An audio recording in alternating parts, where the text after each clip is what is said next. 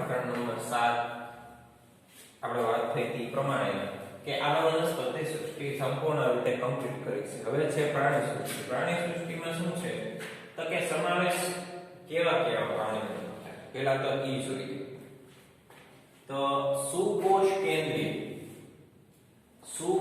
કેન્દ્રીય, બહુકોષ કેન્દ્રીય એક ટગર કોષવાળા અને વિષમ કોષી કે જે બીજા ઉપર આધાર હોય તેવા. આ ઉપર છિદ્રકાય સજીવ તે સ્થાયી સજીવ છે. કેવો સજીવ છે? તે સ્થાયી સજીવ છે જે કોઈ આધાર સાથે ચોંટીને રહે છે. સ્થાયી સજીવ કોઈ આધાર સાથે ચોંટીને રહે છે.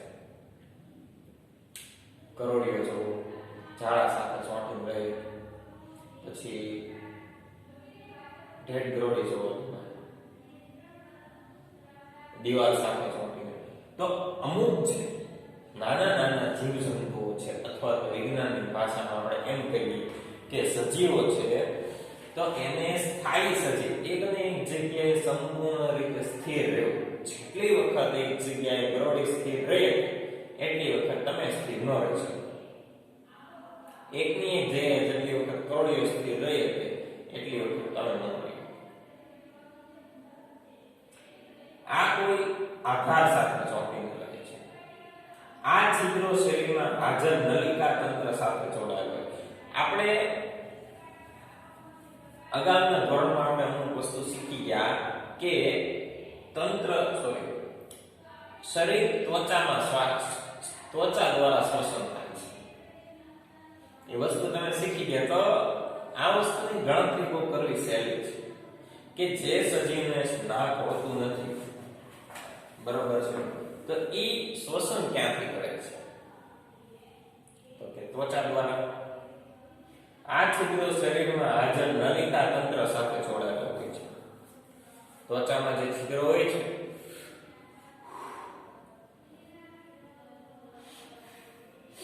શરીરમાં હાજર નલિકાઓ સાથે જોડાયેલા હોય છે.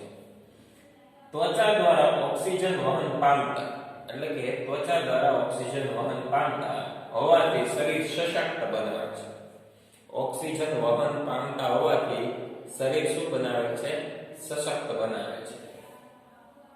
સશક્ત બનાવી અને ઓક્સિજનની વહન પ્રક્રિયા કેવી કરે છે?